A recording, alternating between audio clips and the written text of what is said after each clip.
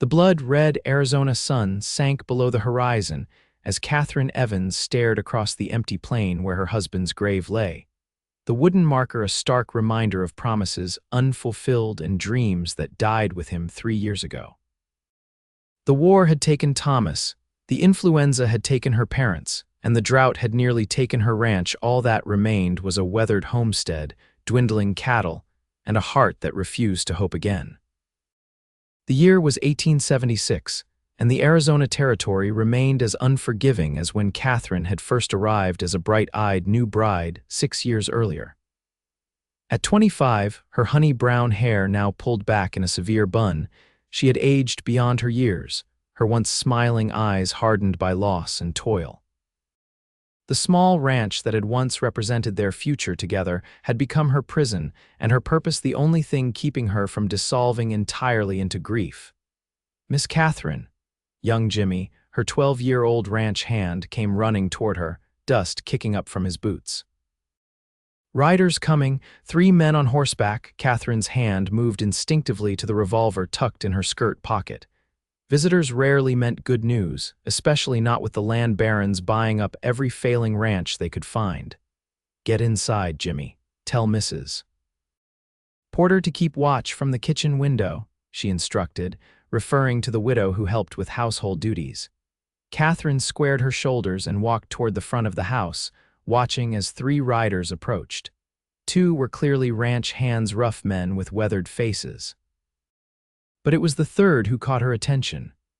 He sat tall in his saddle, his broad shoulders silhouetted against the darkening sky, a black Stetson pulled low over his face.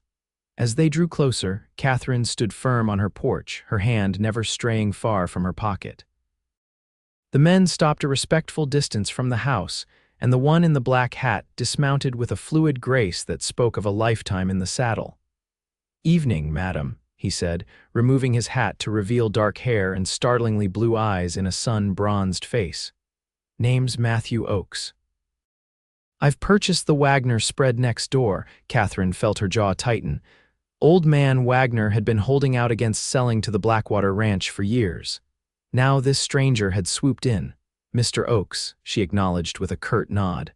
"What brings you to my property?" His smile was warm, but Katherine had learned not to trust warm smiles from men who wanted something. "Just being neighborly, Mrs. Evans, Katherine Evans." A flicker of understanding crossed his face as he glanced toward the distant marker on the hill.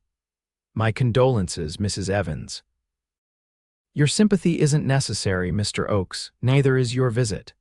The taller of his companions shifted uncomfortably in his saddle, but Matthew Oakes only nodded, his expression unreadable. "I understand. Still, I wanted to introduce myself. We share a water line, and I'd like to discuss maintenance of the creek that runs between our properties." "The creek is on my land," Katherine said firmly. "Half of it is," he corrected gently. "I've seen the property maps." Katherine bristled. This man had been studying maps of her property. "The water rights were settled years ago, Mr. Oakes. Indeed they were, and I'm not looking to change that arrangement, only to ensure we're both benefiting fairly." He replaced his hat, his eyes never leaving hers. "I'll call again tomorrow when you've had time to consider. Good evening, Mrs. Evans." As he mounted his horse with the same easy grace, Katherine fought the urge to tell him not to bother returning. But the truth was, the creek was vital to her cattle, and if this man owned the Wagner place now, they would need to come to some kind of understanding. "Until tomorrow, Mr. Oakes," she said, her voice cool. He tipped his hat, a small smile playing at the corners of his mouth, and turned his horse. As the 3 men rode away, Katherine remained on the porch long after they disappeared from view, an unwelcome feeling stirring in her chest, something that felt dangerously like curiosity. Inside, Mrs. Porter was waiting, her plump face etched with concern. "Who was that, dear?" "New neighbor," Katherine said, removing her revolver from her pocket and placing it on the sideboard. "Says he bought the Wagner place." "Did he now? Well, I never thought old Wagner would sell." The older woman peered out the window. "Handsome fellow, wasn't he?" Katherine shot her a look. "I didn't notice." "Of course you didn't," Mrs. Porter said, not bothering to hide her smile. "You never notice such things anymore." Because such things don't matter, Katherine replied, busying herself with the account books she'd left open on the table. Not when there's a ranch to run. Life is for the living, Katherine, Mrs. Porter said softly. Thomas has been gone 3 years. Katherine's pencil stilled over the column of figures, and that changes nothing. This ranch was his dream. It was your dream together, the older woman corrected. And he wouldn't want you to stop living because he did. Katherine closed the ledger with more force than necessary. I'm not having this conversation again, Mrs. Porter. I have accounts to settle. The widow sighed but retreated to the kitchen. Katherine stared down at the closed book, trying to focus her thoughts. But instead of numbers, she saw blue eyes under a black hat brim and a smile that seemed to know too much. Sleep did not come easily that night. Katherine lay awake, listening to the coyotes in the distance and thinking about the water rights and Matthew Oakes.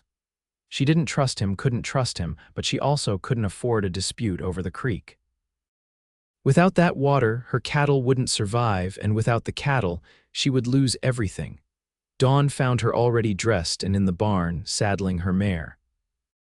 She needed to check the northern fence line, and if that took her past the boundary with the Wagner, now Oakes property, then so be it. She wanted to see what kind of operation this newcomer was running before he returned for their discussion. The early morning air was cool, the vast landscape painted in hues of orange and gold as she rode out. Despite everything, Katherine couldn't help but feel a momentary peace in these solitary rides, away from the weight of responsibility that awaited her back at the ranch house. She followed the creek northward, noting with concern how much lower the water level seemed than last month. The summer had been dry and fall wasn't promising much relief. As she neared the boundary, she slowed her horse, scanning the neighboring property. To her surprise, several men were already at work, repairing a section of fence that had been neglected for years under Wagner's ownership. And among them, his sleeves rolled up and working alongside the ranch hands, was Matthew Oakes. Katherine reined in her horse, watching from a distance. Most new ranch owners, especially those who could afford to buy such large spreads, left the physical labor to hired hands. Yet there he was, driving posts into the ground with powerful swings of a mallet. She was about to turn back when he looked up, as if sensing her presence.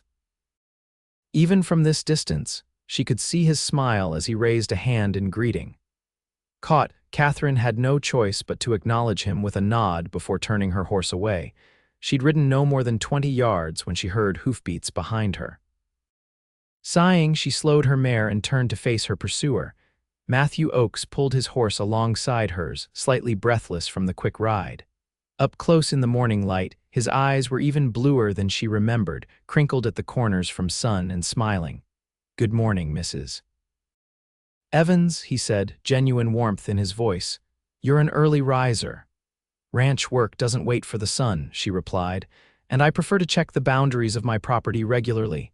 "Smart practice," he agreed, either missing or ignoring her implication. "I was hoping to speak with you today, but I didn't expect such a prompt opportunity." Katherine straightened in her saddle. "Since you're here, Mr. Oakes, let's discuss this water situation directly," his expression sobered. "Of course, I've examined the creek carefully. The previous agreement allowed for a 50-50 share, but from what I can see, the dam your husband built diverts nearly 2/3 of the flow to your property." Katherine felt her cheeks flush with anger. That dam was built with Wagner's full knowledge and consent.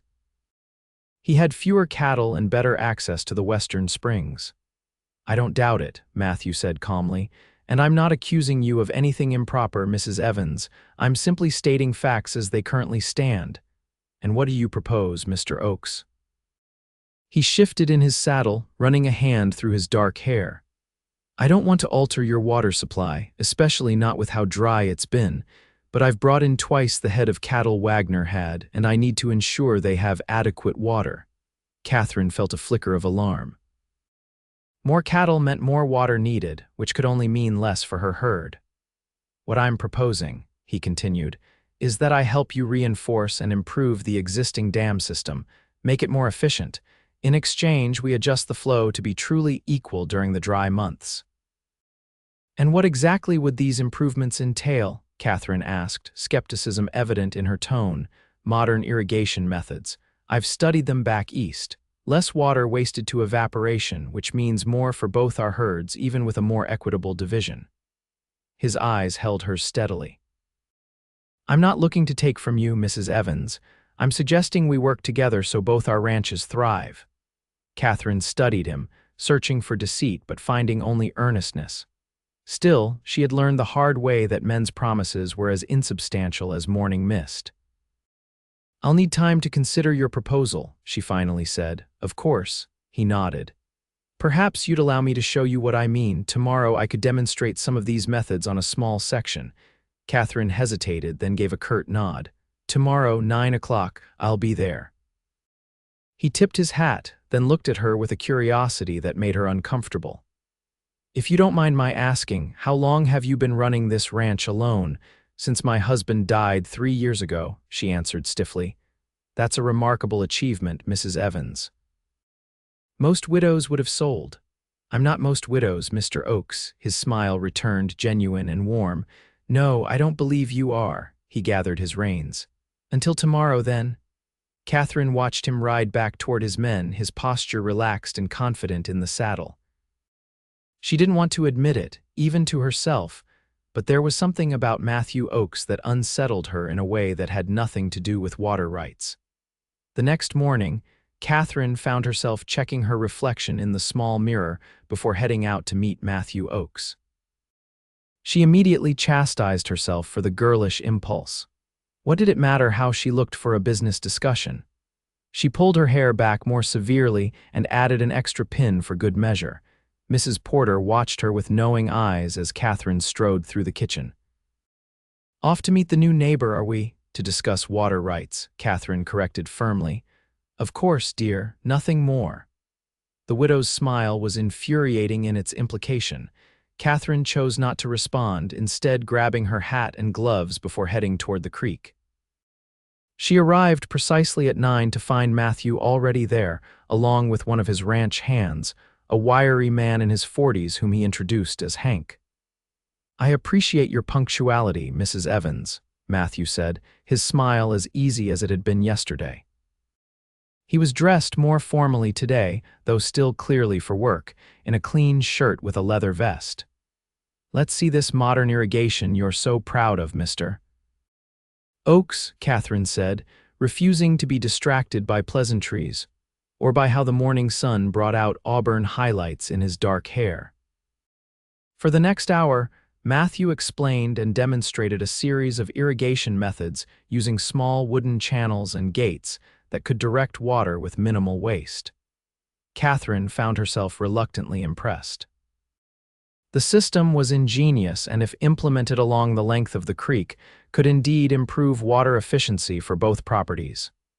What do you think? Matthew asked after the demonstration. It's effective, Katherine admitted. But the work required to implement this system across both our properties would be substantial.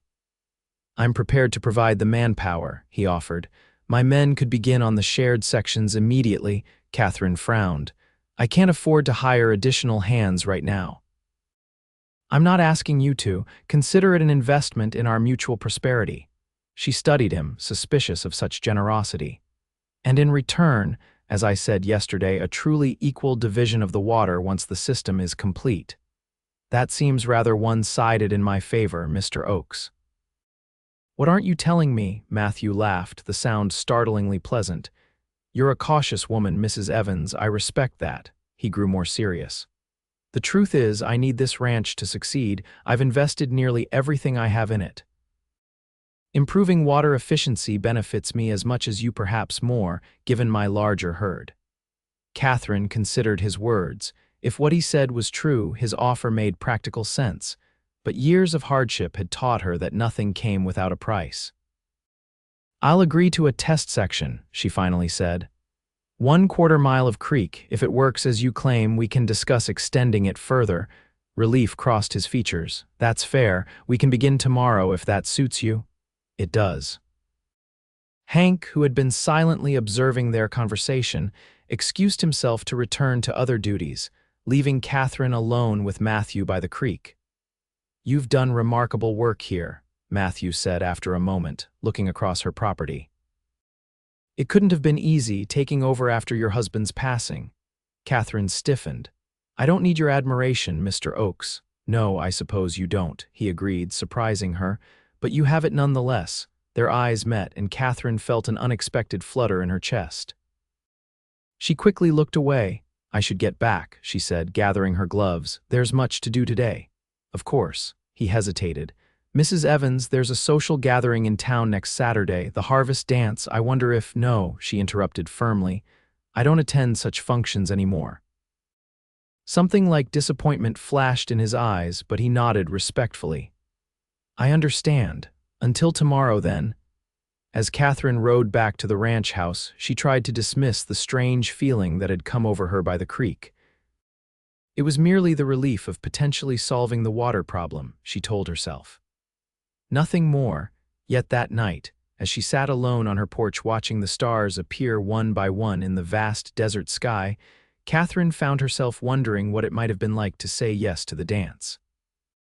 To remember, just for one evening, what it felt like to be something other than a widow struggling to hold onto a dream that sometimes felt more like a burden. For the first time in 3 years, she allowed herself to imagine a different future than the one she had resigned herself to, and the thought terrified her more than any drought or cattle disease ever could. The next few days established a routine. Matthew and 2 of his men would arrive in the morning to work on the irrigation system, and Katherine would check their progress before continuing with her own ranch duties. Despite her initial reservations, she found the work progressing efficiently, and the initial results were promising. On the 3rd day, a sudden summer storm blew in from the mountains. Dark clouds rolled across the previously clear sky, and the workers scrambled to secure their tools before the downpour began. Katherine was returning from the south pasture when the rain started. She urged her mare toward the house, but the heavens opened with unexpected fury, and within moments she was drenched. Lightning cracked across the sky, startlingly close, causing her horse to rear in panic. Fighting to control the frightened animal, Katherine didn't notice the approaching rider until he was alongside her, reaching for her mare's bridle. It was Matthew, his own clothes soaked through, his hat providing little protection against the deluge. The barn. He shouted over the storm, gesturing toward the structure, which was closer than the main house. Katherine nodded, and together they guided their nervous horses through the driving rain to the relative safety of the barn. Once inside, they dismounted quickly, both animals trembling from fear and exertion. "That came out of nowhere," Matthew said as he helped her unsaddle her mare. His usually neat hair was plastered to his forehead, water running in rivulets down his face. "Summer storms can be vicious here," Katherine agreed, becoming acutely aware of her own sodden appearance. Her blouse clung uncomfortably to her skin, and her hair had come loose from its pins, hanging in wet tangles around her face. Matthew led both horses into stalls, then turned to her with concern. "You're shivering." "I'm fine," she insisted, though her teeth threatened to chatter. He shook his head and removed his vest, which being under his oilskin coat was relatively dry. "Here," he said, offering it to her. "That's not necessary," Katherine protested. "Please," he insisted. "I've got dry clothes back at my ranch. You've got to walk to the house still ahead of you when this lets up." After a moment's hesitation, Katherine accepted the vest, draping it over her shoulders. The warmth from his body lingered in the fabric, and with it came a subtle scent of leather, tobacco, and something distinctly masculine. "Thank you," she said quietly. Outside, the storm raged on, rain pelting the roof of the barn in a steady rhythm. Inside, a strange silence fell between them, broken only by the occasional nervous shuffle of the horses. "Your men got away before the storm hit?" Katherine asked, desperate to fill the awkward quiet. "Yes, they headed back when we saw the clouds coming." Matthew leaned against a support beam, keeping a respectful distance. "I was coming to warn you when I saw you riding in. That was thoughtful of you," he shrugged. "Neighborly." Another silence stretched between them, this one somehow both uncomfortable and charged with unspoken awareness. "You're not what I expected," Matthew said suddenly. Katherine raised an eyebrow. "And what did you expect, Mr. Oakes?" "I'd heard stories in town about the Evans widow," he admitted. "They said you were cold, unyielding. Some even called you the Ice Queen of Cottonwood Creek." Katherine flinched at the nickname, though she'd heard it whispered before. "People talk," she said flatly. "They do." He studied her with those penetrating blue eyes. "But they're wrong about you. You don't know me, Mr. Oakes. I know you've faced more hardship than most men twice your age. I know you've held onto this ranch through sheer force of will. And I know there's nothing cold about a woman who leaves fresh flowers on her husband's grave every Sunday." Katherine stared at him, startled by his observation and by the gentleness in his voice. "You've been watching me," she said, unsure whether to be angry or unnerved. "I notice things," he corrected. "It's a habit from my time scouting during the war." The mention of the war brought an uncomfortable reality into focus. "You fought for the Union?" "I did." 2 years with the 1st Colorado Cavalry." He watched her carefully. "Your husband, Confederate, 3rd Texas Cavalry." Katherine lifted her chin slightly. "Does that trouble you? The war's been over for 11 years, Mrs. Evans, and good men fought on both sides."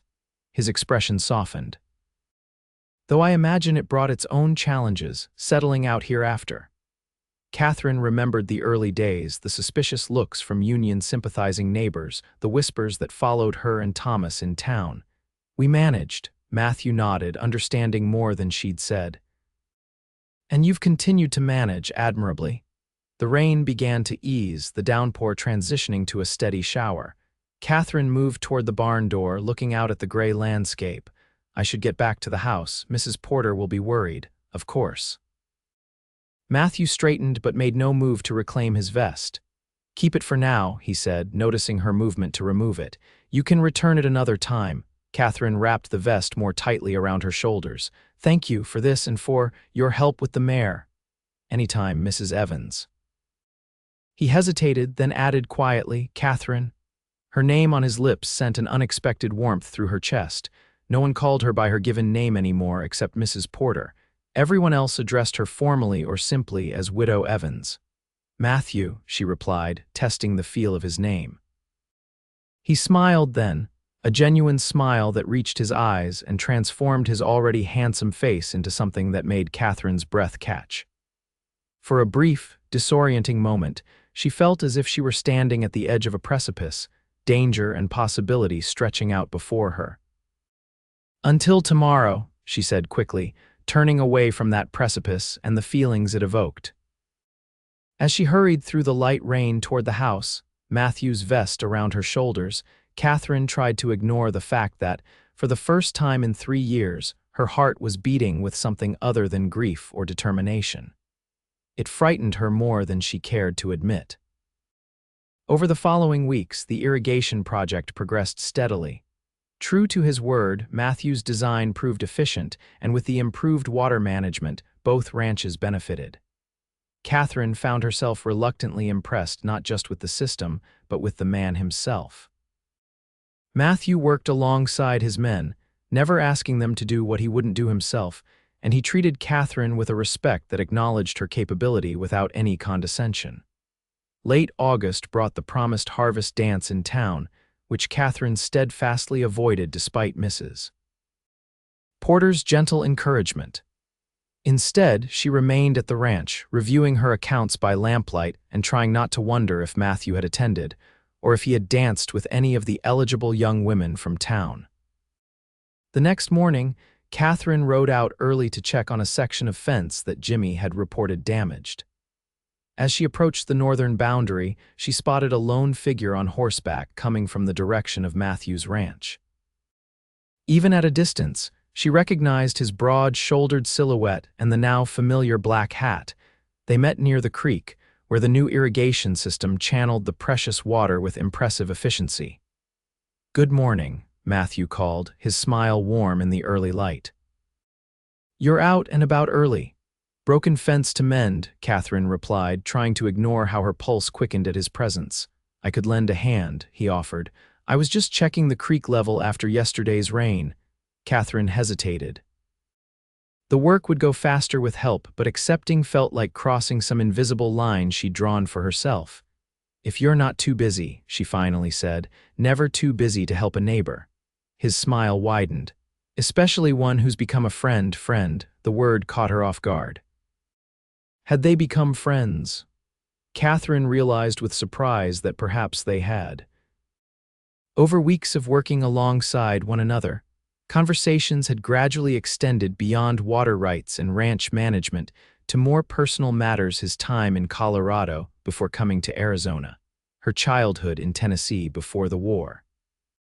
They rode together to the damaged fence, and Katherine was struck by how comfortable the silence between them had become. No longer awkward or charged, but rather the easy quiet of two people who didn't need to fill every moment with words. As they worked to repair the fence, Matthew asked, "Did you attend the harvest dance last night?" "No," Katherine replied, hammering a nail with perhaps more force than necessary. "As I told you before, I don't attend such functions anymore." "I didn't go either," he said, surprising her. Somehow it didn't seem appealing. Katherine glanced at him, caught his gaze, and quickly looked away. "I would have thought a single man new to the area would welcome the opportunity to meet people. I've met the only person whose acquaintance I was particularly interested in making." The simple statement hung in the air between them. Katherine's hands stilled on the fence post, her heart suddenly beating too fast. "Mr. Oakes, Matthew," he corrected gently. "Matthew," she conceded, "I think perhaps you should know that I have no intention of ever remarrying. My life is dedicated to this ranch." He didn't respond immediately, instead carefully measuring a length of wire.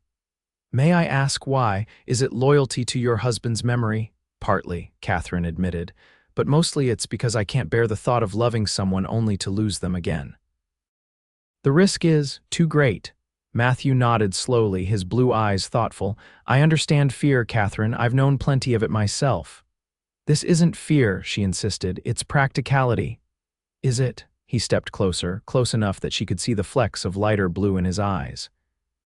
"Or is it a fortress you've built around your heart?" Katherine turned away, busying herself with the tools. "You're overstepping, Mr. Oakes," he sighed, respecting her retreat by stepping back. "My apologies, you're right." They worked in silence for a while, the easy comfort of earlier replaced by a tangible tension. When the fence was finally repaired, Katherine mounted her horse quickly, eager to put distance between herself and the unsettling conversation. "Thank you for your help," she said formally. "Katherine," Matthew said, his voice stopping her before she could ride away. "I lost my wife and infant son to fever 6 years ago." The revelation froze Katherine in her saddle. She turned to look at him, seeing a shadow of old pain in his eyes. "I never thought I'd want to risk loving again either," he continued quietly. "I understand your fortress better than you know." Katherine didn't know how to respond, her carefully constructed defenses momentarily faltering in the face of his shared grief. "I'm sorry for your loss," she finally managed, "as I am for yours." His smile was sad but genuine. "I just wanted you to know that you're not alone in having built walls. The difference is, I've decided mine have stood long enough."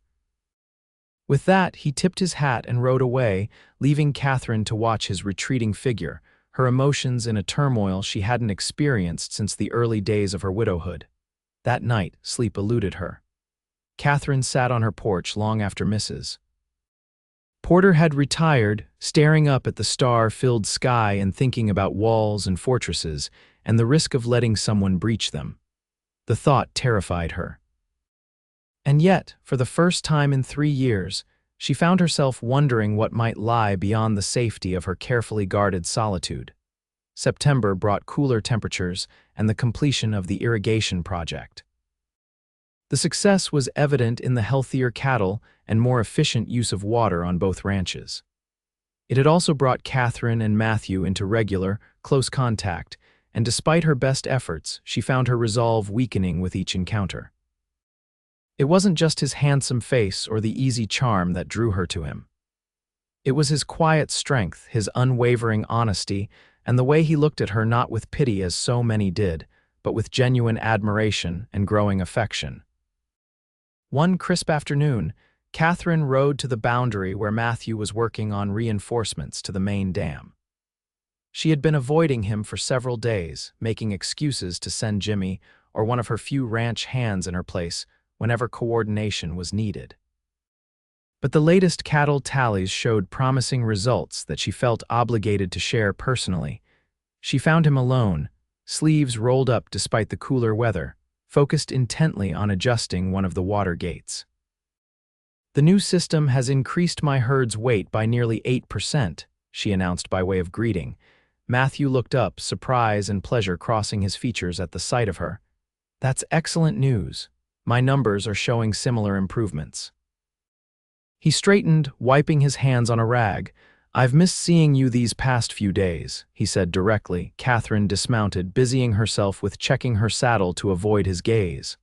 "I've been occupied with preparations for winter. Of course." He didn't press, though she could feel his eyes on her. "I've been meaning to ask, do you have plans for getting your cattle to market? The drive to the railroad at Maricopa Wells is a challenging one." "The same as last year," Katherine replied. "I'll hire a few extra hands for the drive." "I was considering organizing a joint drive," Matthew suggested. "Combined herds, shared expenses for hands, it would be more economical for both of us." It was a practical suggestion, one that made good business sense. Yet Katherine hesitated, knowing it would mean more time in Matthew's company and further strain on her already weakening resolve. "I'll consider it," she finally said. "That's all I ask." He smiled, then gestured toward the creek. "I've made some final adjustments to the main channel." "Would you like to see?" Before she could answer, a shot rang out from the direction of Katherine's ranch house. Both of them froze, then exchanged alarmed glances. "That came from near your place," Matthew said, already moving toward his horse. Katherine's heart pounded as she quickly mounted her mare. They rode hard toward her ranch, the sound of more gunfire spurring them faster. As they crested the small rise before her property, Katherine's blood ran cold. 3 men on horseback were circling her ranch house, firing shots toward the building where presumably Mrs. Porter and Jimmy were taking shelter. "Rustlers," Matthew growled, pulling his rifle from its saddle holster. "Or worse," Katherine said grimly, drawing her revolver. The attackers hadn't noticed their approach yet, giving them a momentary advantage. Matthew pulled his horse alongside hers. "Circle around behind the barn," he instructed. "I'll approach from the front. We'll catch them in the crossfire." Under normal circumstances, Katherine might have bristled at being given orders on her own property. But there was no time for pride, and Matthew's military experience was evident in his quick tactical assessment. "Be careful," she said, then spurred her mare toward the back of the property. As she rounded the barn, Katherine heard Matthew's rifle crack from the opposite direction. One of the attackers shouted in pain, and suddenly the element of surprise was gone. The remaining 2 men turned their attention from the house to the new threats. Katherine took aim at the closest rider, firing a warning shot that deliberately missed, but sent the man diving from his saddle for cover. Matthew was engaged with another, their gunfire exchanging rapidly. From the corner of her eye, Katherine saw the 3rd man, the one Matthew had initially hit, struggling to mount his horse despite a wounded arm. He was closest to her position, and as she turned to confront him, their eyes met with a shock of recognition. Reynolds. Katherine gasped, identifying one of the hands who had left her employ the previous spring after a dispute over pay, his face twisted in a snarl. "Should have sold to Blackwater when you had the chance, Mrs. Evans. Now we're taking what we want anyway." He raised his pistol, but Katherine was faster. Her shot caught him in the shoulder of his already wounded arm, causing him to drop his weapon with a howl of pain. The distraction cost her. The 2nd man had circled behind her, and Katherine turned just in time to see him taking aim. Before she could react, Matthew's rifle cracked again, and the attacker fell from his horse, clutching his leg. The 3rd man, seeing his companions disabled and Matthew advancing with deadly purpose, threw down his weapon. "Don't shoot, we surrender." The next hour passed in a blur of activity. Catherine's two ranch hands who had been working in the south pasture returned at the sound of gunfire. They helped secure the wounded attackers while Jimmy rode to town to fetch the sheriff. By dusk, Sheriff Miller and his deputy had taken the three men into custody, their wagon disappearing down the road in a cloud of dust. They admitted Blackwater sent them, the sheriff informed Katherine and Matthew as he prepared to leave. Said they were supposed to scare you into selling, maybe rustle some cattle in the process. Blackwater's been trying to buy up every ranch in the valley, Katherine said grimly. He threatened as much last spring when I refused his offer. Well, he's crossed the line this time, Sheriff Miller said. Sending armed men onto your property is a crime I can actually prosecute him for.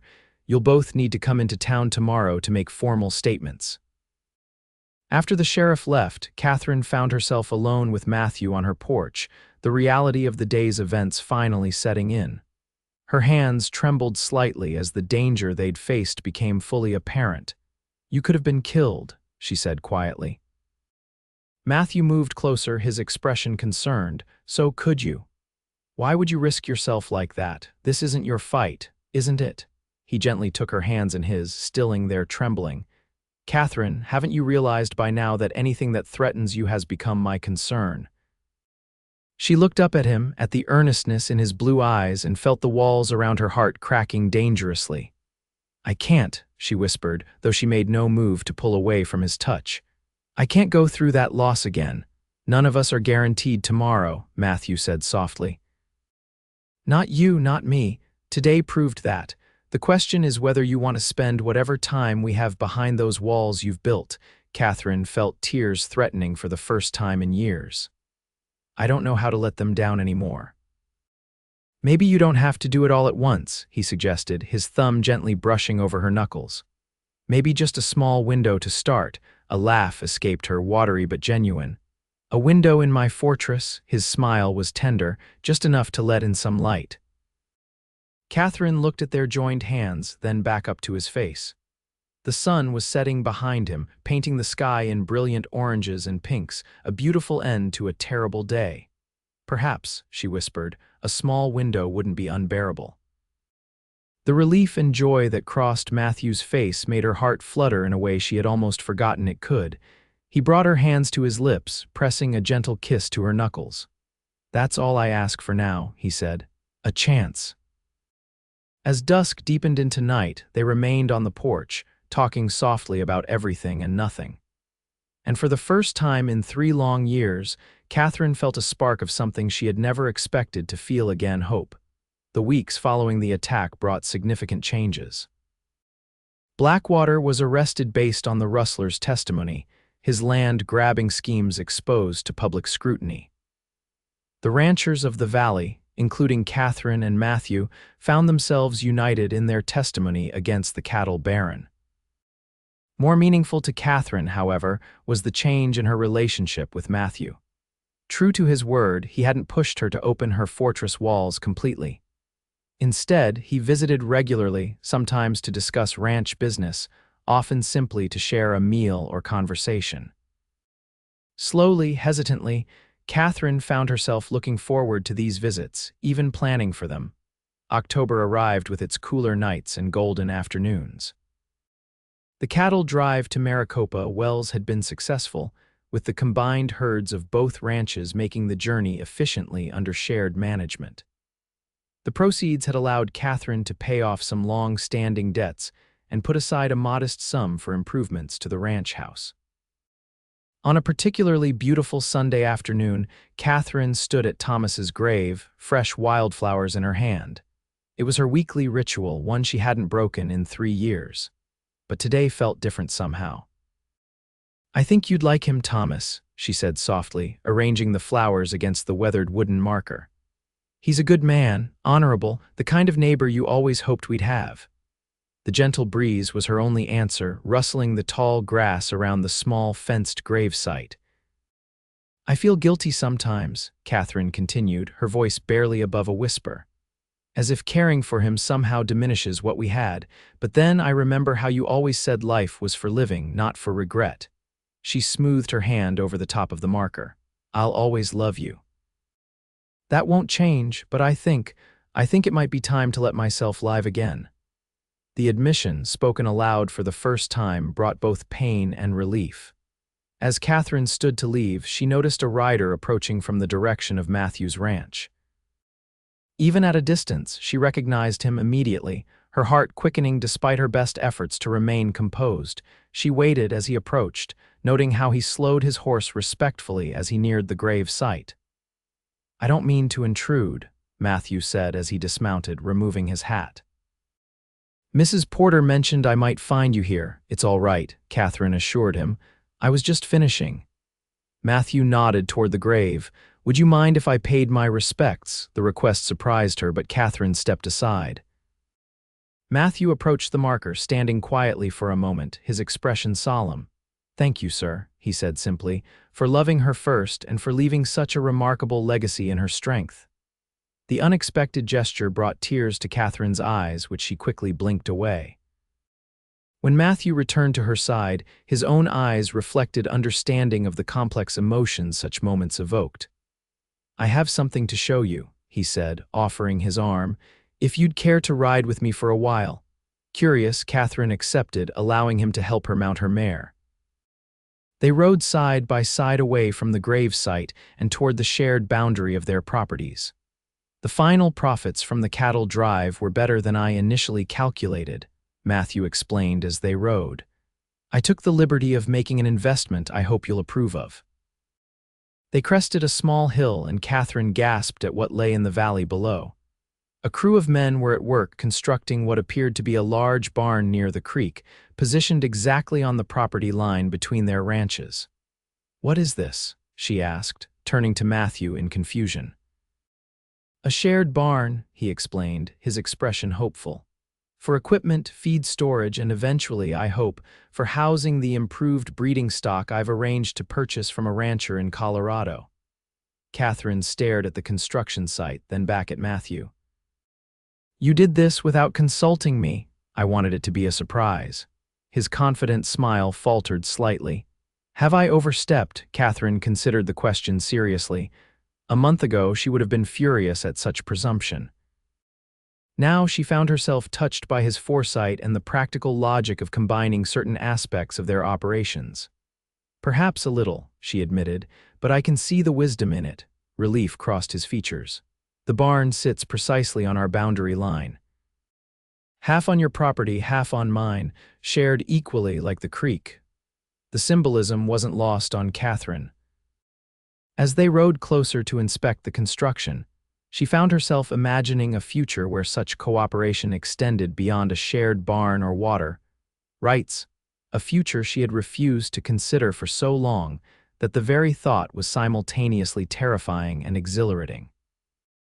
The workers greeted them respectfully as they dismounted to examine the progress. Matthew spoke briefly with the foreman while Katherine walked the perimeter of the foundation, noting the quality of the work and the strategic location.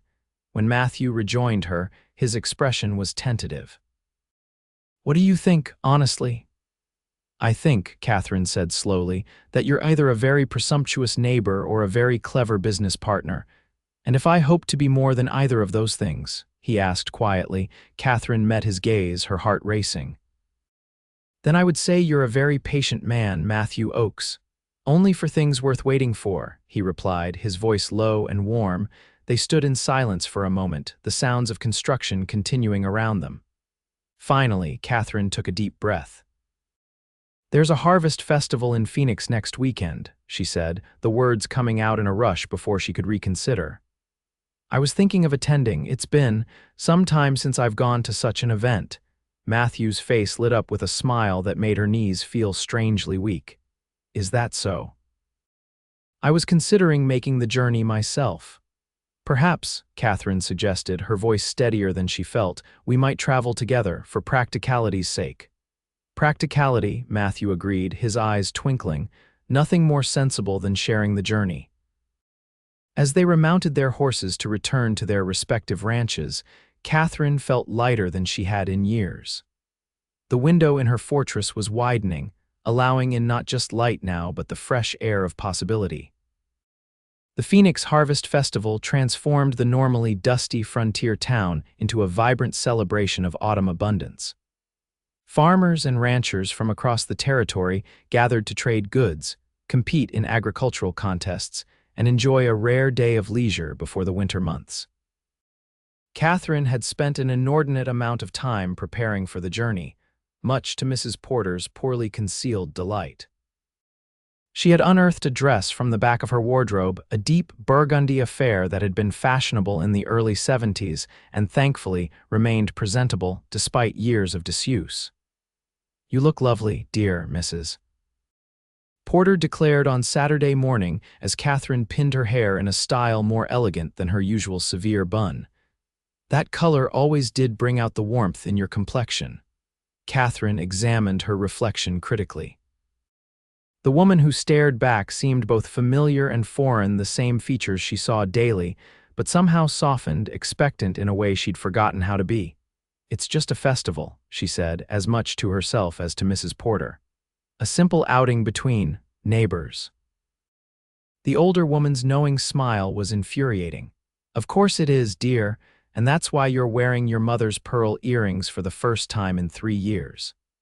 Katherine's hand moved unconsciously to the small pearls at her ears, a treasured gift from her parents on her 16th birthday. "They match the dress," she said defensively, MMHMM. Mrs. Porter busied herself straightening Katherine's bed linens. "Mr. Oakes should be arriving shortly. Jimmy said he saw him riding this way a few minutes ago." As if summoned by the words, a knock sounded at the front door. Katherine's heart leapt traitorously, and she took a deep breath to compose herself before descending the stairs. When she opened the door, the sight of Matthew nearly took her breath away again. He was dressed more formally than she had ever seen him, in a well-tailored dark suit, crisp white shirt, and polished boots. His dark hair was neatly combed, and he'd trimmed his beard to a precise edge that accentuated his strong jawline. "Good morning," he said, his eyes widening appreciatively as he took in her appearance. "You look beautiful, Katherine." The simple compliment brought unexpected warmth to her cheeks. "Thank you. You clean up rather well yourself, Mr. Oakes." "Matthew," he corrected gently, a smile playing at his lips. "I think we're well past Mr. Oakes now, don't you?" "Matthew," she agreed, returning his smile. He offered his arm. "Shall we? The wagon is ready whenever you are." Katherine accepted his arm, calling a farewell to Mrs. Porter, who watched from the doorway with undisguised satisfaction.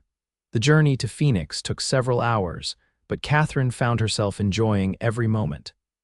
Matthew had prepared a comfortable wagon with padded seats and a canopy for shade, and the conversation flowed easily between them. He told her stories of his time in Colorado, of the mining boom and subsequent bust, and of his decision to seek a more stable future in ranching. In turn, Katherine found herself sharing memories she had locked away for years: her childhood in Tennessee, her courtship with Thomas, their journey west after the war when returning to her divided home state had seemed impossible. "He sounds like he was a good man," Matthew said when she spoke of Thomas's determination to build something lasting in the Arizona territory. "He was," Katherine agreed, surprised to find that speaking of her late husband to Matthew felt right somehow, not painful as she had feared. "Stubborn and proud, but kind. He would have accomplished great things if he'd had more time." "He did accomplish something great," Matthew said quietly. "He found and married a woman strong enough to carry on his dream when he couldn't." The words touched Katherine deeply, acknowledging her late husband's worth while also recognizing her own achievements in a way few others ever had. As they approached Phoenix, the roads grew busier with wagons and riders all headed toward the festival grounds. The town itself, though still small by Eastern standards, had grown considerably in recent years as the territorial capital and a center of commerce. The festival sprawled across a large field at the edge of town, colorful banners and tents visible from a distance. Farmers displayed prize produce and livestock, merchants hawked wares from portable stalls, and a large central area had been cleared for dancing later in the evening. Matthew helped Katherine down from the wagon, his hand lingering on her waist a moment longer than strictly necessary. The casual touch sent a pleasant shiver through her that she tried unsuccessfully to ignore. They spent the afternoon wandering through the festival, sampling regional foods and admiring the agricultural displays. Katherine found herself laughing more than she had in years, particularly when Matthew attempted to win her a prize at a shooting gallery, only to be thoroughly outshot by Katherine herself. "I should have known better than to challenge a woman who can drop rustlers at 50 paces," he said good-naturedly, as she accepted a small, carved wooden horse as her prize. "A useful skill on the frontier," Katherine replied with a smile, "though not one I've had much occasion to demonstrate in social settings." As the afternoon waned into evening, musicians began setting up on a small platform near the cleared area for dancing. Katherine felt a flutter of nervousness as lanterns were lit and couples began to gather. "Would you care to dance?" Matthew asked, his expression hopeful but not presumptuous. Katherine hesitated. She hadn't danced since before Thomas's death, and the prospect was both appealing and terrifying. "I may be rather out of practice," she warned. "As am I," Matthew assured her with a self-deprecating smile. "We can be clumsy together." The statement, so honest and without pretense, decided her. In that case, I would be delighted. Matthew led her to the edge of the dancing area as the musicians struck up a lively reel. His hand was warm at her waist, his other clasping hers with gentle firmness as they joined the line of dancers. To Katherine's surprise, the steps came back to her easily, muscle memory taking over where conscious thought faltered. Matthew proved a capable partner, guiding her through turns and steps with confidence. By the end of the first dance, Katherine found herself breathless with exertion and unexpected joy. "Not so out of practice after all," Matthew observed as they paused for refreshment. "Perhaps it's like riding," Katherine suggested. "Once learned, never forgotten." The next dance was slower, a waltz that required closer proximity. Matthew's hand at the small of her back guided her into proper position, their bodies closer than they had ever been before. Katherine could smell the clean scent of his shaving soap and feel the solid warmth of his frame as they moved together in time to the music. "I've wanted to do this since the first time I saw you," Matthew admitted, his voice low enough for only her to hear. "Dance with me." Katherine asked, her own voice slightly unsteady. "Hold you," he corrected, his blue eyes intense in the lantern light. "Even when you were telling me to stay off your property and away from your water rights, I wanted to know what it would be like to hold you." The honest admission struck Katherine with its simple truth. Before she could formulate a response, Matthew continued. "I know you're still cautious, Katherine. I know the window in your fortress is just barely open, but I need you to know that I'm not going anywhere. However long it takes, I'll be here." As they turned with the music, Katherine caught sight of several townspeople watching them with undisguised interest. No doubt there would be talk of the widow Evans dancing with the handsome newcomer, speculation about their relationship, perhaps even disapproval from those who thought 3 years an insufficient period of mourning. For the first time, Katherine realized she didn't care what they thought. The only opinion that mattered was her own, and perhaps that of the man currently holding her as if she were something infinitely precious. "The window is opening wider than you might think," she said softly, meeting his gaze directly. Hope and happiness bloomed across Matthew's features, transforming them in a way that made Katherine's heart race. The music continued around them, but for a moment it felt as though they were the only two people in the world. As the evening progressed, they danced more dances than Katherine could count, stopping occasionally for refreshments or conversation with neighbors who seemed surprised, but generally pleased to see Katherine participating in social activities again. The journey home under a blanket of stars was quiet, companionable. Katherine found herself leaning slightly against Matthew's shoulder as he drove the wagon, her usual rigid posture relaxed by the day's enjoyment and the lateness of the hour. "Thank you," she said as they approached her ranch, the lights of the house visible in the distance where Mrs. Porter had clearly waited up for them. "Today was wonderful." "It was," Matthew agreed, his voice warm in the darkness. "The first of many such days, I hope." When they reached the house, He helped her down from the wagon, his hands strong and sure at her waist. Instead of immediately releasing her, he held her gently, his face illuminated by the soft glow from the house windows. "May I call on you properly tomorrow?" he asked, his expression serious despite the warmth in his eyes. Katherine nodded, her heart fluttering with anticipation and a strange, sweet nervousness she hadn't felt since girlhood. "I would like that." Matthew's smile was tender as he leaned forward slowly, giving her every opportunity to pull away. Instead, Katherine closed the distance between them, her eyes fluttering shut as his lips met hers in a gentle kiss. It was brief, almost chaste, yet it sent warmth coursing through Katherine's entire body. When they parted, Matthew's expression was one of such reverence that she felt momentarily overwhelmed. "Good night, Katherine," he said softly, his fingers brushing her cheek in a touch as light as a feather. "Good night, Matthew," she replied, her voice steadier than she expected given the thundering of her heart. As she watched him drive away, Katherine touched her fingers to her lips, marveling at how a simple kiss could feel like the beginning of something profound. Inside, Mrs. Porter waited in the parlor, her knitting forgotten in her lap as Katherine entered. One look at Katherine's face told the older woman all she needed to know. "It was a good day, then?" she asked, her smile knowing but kind. Katherine nodded, unable to hide the happiness she felt. "Yes," she said simply. "A very good day indeed." As she prepared for bed that night, Katherine found herself standing before the small trunk she kept beneath her bed, the one containing Thomas's personal effects and the mementos of their life together. With gentle hands, she opened it for the first time in over a year. Among the items inside was their wedding photograph, Thomas standing proud in his best suit, Katherine seated before him in her mother's altered wedding dress, both of them young and full of hope for the future. She studied the image for a long moment, tracing Thomas's features with her fingertip. "I think you'd understand," she whispered. "I think you'd want this for me." Carefully, she returned the photograph to the trunk and closed it, not with finality but with respect. The past would always be a part of her, but perhaps it was time to make room for a future she hadn't dared to imagine. The changing of seasons mirrored the transformation in Katherine's life. As autumn deepened toward winter, her relationship with Matthew blossomed with cautious but steady progress.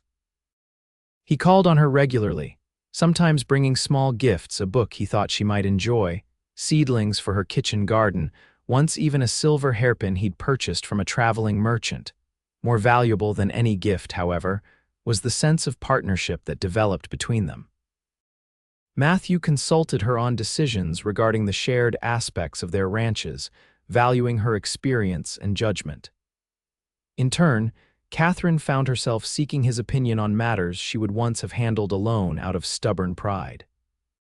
By early December, as the first frost crisped the desert mornings, their courtship had become common knowledge throughout the valley. To Katherine's surprise, the community's reaction was largely positive. Perhaps seeing her emerge from grief's shadow after so long made even the most traditional neighbors glad for her happiness. On a clear, cold Saturday, Matthew arrived at the ranch earlier than expected, an air of excitement about him that piqued Katherine's curiosity. "I have something to show you," he said, helping her into his wagon. "A surprise." "Another one?" Katherine asked with a smile. "You seem fond of surprising me, Mr. Oakes." "Only because you react so beautifully to being surprised, Mrs. Evans," he replied, his eyes crinkling at the corners. They drove toward the shared barn, which had been completed in November and already proved its worth as a common storage and work area. As they approached, Katherine noticed several unfamiliar horses in the corral beside it. "What's this?" she asked, looking at Matthew with confusion. His smile widened as he helped her down from the wagon. "The breeding stock I mentioned. They arrived from Colorado yesterday while you were in town." Katherine approached the corral, examining the horses with a knowledgeable eye. There were 5 in total, 3 mares and 2 stallions, all of exceptional quality. "They're beautiful," she said, admiring a particularly fine chestnut mare. "But surely these must have cost a fortune." "A worthwhile investment," Matthew replied, coming to stand beside her. With these bloodlines, we could establish a horse breeding operation alongside our cattle, diversify our income. Katherine noted his use of we and our, the casual assumption of a shared future that both thrilled and frightened her. "You're making quite a commitment to this valley," she observed, watching his face carefully. "To this valley," Matthew agreed, turning to face her fully. "And to you, if you'll have me." Catherine's breath caught as he reached for her hand, his expression serious yet filled with warmth. "I had a whole speech prepared," he said with a self-deprecating smile, "about patience and fortresses and windows. But looking at you now, all I can think to say is that I love you, Katherine Evans. I've loved you since you stood on your porch pointing out property lines with fire in your eyes." A laugh escaped her, half joy and half disbelief at how far they had come from that first contentious meeting. "I want to build a life with you," Matthew continued, squeezing her hand gently. "Not to replace what you had, but to create something new alongside the memories you cherish. I want to wake up beside you every morning and fall asleep with you every night.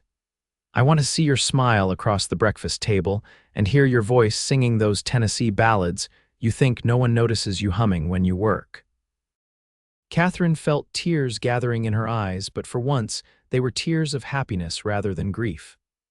"I'm not asking you to forget Thomas," Matthew said softly. "I would never ask that, but I am asking if there might be room in your heart for a new love alongside the old." The question hung between them, profound in its simplicity. Katherine looked into Matthew's earnest blue eyes and realized that somewhere along the way, without her quite noticing, the window in her fortress had become a door and now stood wide open. "There is," she whispered, her voice steady despite the emotion threatening to overwhelm her. "There has been for some time now." The joy that spread across Matthew's face was like sunshine breaking through clouds. He pulled her gently into his arms, and Katherine went willingly, feeling the steady beat of his heart against her cheek. "Is that a yes?" he asked, his voice rumbling in his chest beneath her ear. Katherine leaned back to look up at him, allowing him to see the love she no longer wanted to hide. "Yes, Matthew, that's a yes." His kiss was tender at first, then deepening with a passion that sent warmth spreading through her entire body. Katherine found herself responding with equal fervor, her arms winding around his neck as years of carefully maintained restraint gave way to the joy of finally, fully allowing herself to love again. When they eventually parted, both slightly breathless, Matthew rested his forehead against hers. "I don't suppose you'd consider a Christmas wedding?" he asked hopefully. Katherine laughed, the sound free and uninhibited in a way it hadn't been for years. "That's barely 3 weeks away. Too soon." His smile was boyishly hopeful despite the silver beginning to thread through his dark hair at the temples. "Perhaps a spring wedding would be more practical," Katherine suggested, though the thought of waiting even that long suddenly seemed unnecessary. "March, perhaps. When the desert begins to bloom again." Matthew nodded, his hands warm at her waist. "March it is, though I warn you I'll be counting the days." As they walked back toward the wagon, arm in arm, Katherine glanced back at the horses in the corral, symbols of the future they would build together, and then toward the hill where Thomas's grave stood, a testament to the past that had shaped her. For so long, she had believed that loving again would somehow diminish what she and Thomas had shared. Now she understood that the heart was not so limited. Love did not replace love. It expanded to encompass more, like a house adding rooms for a growing family. She had not dared to hope for happiness again after losing so much. Yet here it was, offered by a man who understood her grief because he had walked a similar path, who valued her strength instead of seeing it as a challenge to overcome. As Matthew helped her into the wagon, his touch gentle yet sure, Katherine knew with absolute certainty that the spark he had ignited in her heart would not go out. It would burn steadily, warming them both through whatever challenges lay ahead.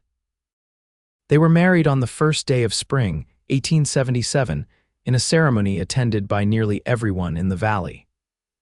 The shared barn, decorated with early wildflowers and lanterns, served as both chapel and reception hall. Katherine wore a new dress of deep blue that matched Matthew's eyes, her honey-brown hair adorned with the silver hairpin he had given her months before. Mrs. Porter wept openly throughout the ceremony, while Jimmy stood proudly as Matthew's best man, the 12-year-old puffed up with importance in his first proper suit. As they spoke their vows beneath an arch of desert blooms, Katherine felt the presence of those who could not be there: her parents, Thomas, Matthew's first wife and child. Yet rather than bringing sadness, their memory seemed to bless the new beginning, a recognition that life's circle continued despite loss. "I now pronounce you husband and wife," the traveling minister declared. "You may kiss your bride." Matthew's kiss was gentle but full of promise, his hands cradling her face as if she were the most precious thing he had ever held. When they turned to face their friends and neighbors, the applause that greeted them felt like a communal blessing on their shared future. The celebration continued well into the night, with music and dancing and more food than Katherine had seen in one place since before the war.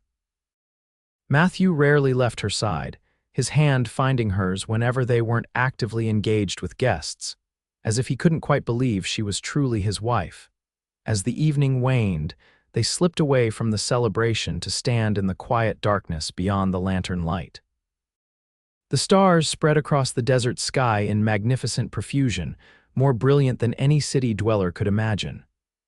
"Happy, Mrs. Oakes?" Matthew asked, his arm around her waist drawing her close against the night's chill. Katherine leaned into his embrace, savoring the newness of hearing herself addressed by his name. "Very happy, Mr. Oakes," she replied, tilting her face up to his. His kiss was unhurried, a tender exploration rather than the brief, public affection of the ceremony.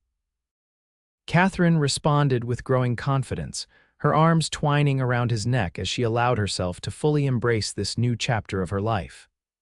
"I love you," she whispered against his lips, words she had not spoken to him before today, though they had been true for months. Matthew's smile was brilliant even in the darkness. "And I love you more than I have words to express." Behind them, the celebration continued, but for this moment, they existed in a world of their own, making a world built on shared grief overcome, on respect that had grown to admiration, and on a spark of connection that had refused to be extinguished by doubt or fear. As they walked hand in hand back toward the light and music, Katherine knew with absolute certainty that the fortress around her heart had not merely opened a window or a door, it had transformed completely into a home, one large enough to honor the past while embracing a future brighter than she had dared to imagine. 5 years later, in the spring of 1882, Katherine stood on the porch of the expanded ranch house that now straddled the former boundary between the two properties. The original structures remained her modest homestead and Matthew's slightly larger house, but they were now connected by a central building that served as the heart of their combined home. From where she stood, she could see Matthew in the corral, helping their 3-year-old daughter Elizabeth sit properly on her first pony, while their son Thomas, just turned 4, watched with eager anticipation for his turn. The sight filled Katherine with a contentment so profound it sometimes still took her breath away. The combined ranch operations had prospered beyond either of their expectations. The irrigation system Matthew had first proposed had expanded across their entire property, supporting larger herds and allowing for crop cultivation in areas once thought too arid. Their horse breeding program had gained regional recognition, with buyers coming from as far as California for stock from the OE Ranch, as they had named their merged enterprise. Mrs. Porter emerged from the house, wiping her hands on her apron. The older woman had remained with them, becoming a beloved grandmother figure to the children. "Matthew's mother's letter arrived," she announced, handing Katherine an envelope. "Sounds like she and his sister will be visiting next month after all." Katherine smiled, looking forward to the visit. Unlike many mothers-in-law from her acquaintance, Martha Oakes had welcomed Katherine warmly into the family, grateful that her son had found happiness again after his tragic first marriage.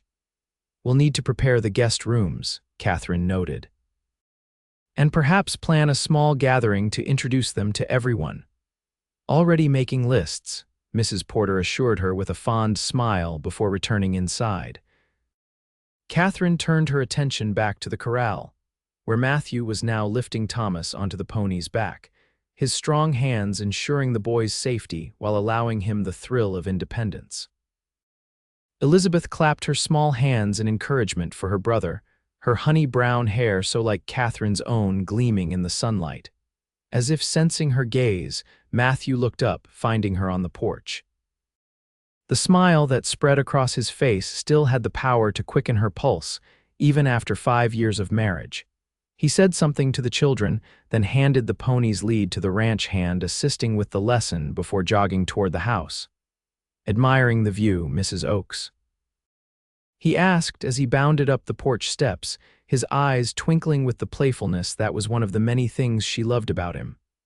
"Indeed I was, Mr. Oakes," Katherine replied with an answering smile. "Our children are becoming fine riders." "They have an excellent teacher," he said, drawing her into his arms for a quick kiss. "Though I can only take credit for some of their instruction, they inherited their mother's natural grace in the saddle," Katherine laughed, resting her hands on his chest. "Flatterer." "Truth-teller," he corrected, tucking a strand of hair behind her ear.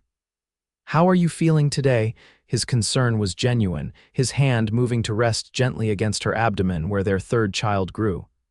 At 4 months along, Katherine's pregnancy was just beginning to show. "Very well," she assured him. "Dr. Miller says everything is progressing perfectly." Relief crossed Matthew's features. Her first pregnancy with Thomas had been difficult, the birth complicated enough to cause real fear. Elizabeth's arrival had been easier, but Matthew still worried with each new pregnancy, his protective instincts heightened by the loss of his first wife in childbirth years before.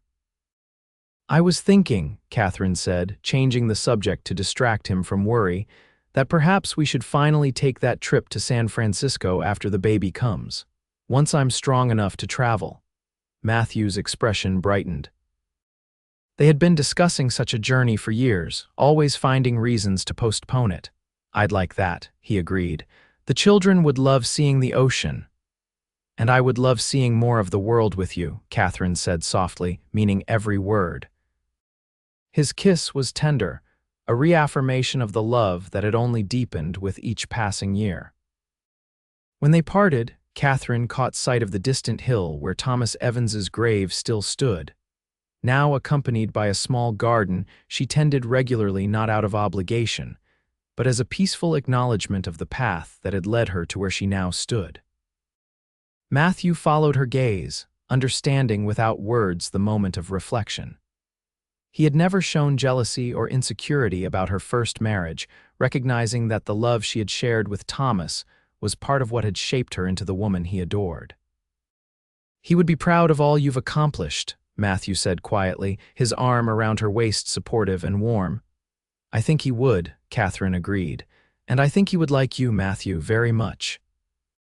From the corral, their children's laughter rang out, pulling their attention back to the present. Thomas was trotting in a small circle, his face alight with pride and joy, while Elizabeth cheered him on with enthusiastic clapping. "We should join them," Katherine suggested. "Elizabeth will want to show you how she can make the pony turn on command now." "Lead the way," Matthew said, offering his arm with the same courtly gesture he had used when escorting her to that first harvest dance years ago. As they walked together toward their children, Katherine reflected on the journey that had brought her to this moment. From the depths of grief to the heights of joy, from isolation to connection, from a heart frozen in fear to one that beat strongly with love for the family they had created together. She had not dared to hope again after losing Thomas, convinced that opening her heart would only invite more pain. Yet the spark Matthew had kindled had refused to be extinguished by doubt or fear, growing instead into a steady flame that warmed their home and illuminated a future brighter than she could have imagined. The fortress she had built around her heart was long gone now, replaced by a home large enough for all the love her life contained past, present, and the promise of what was yet to come.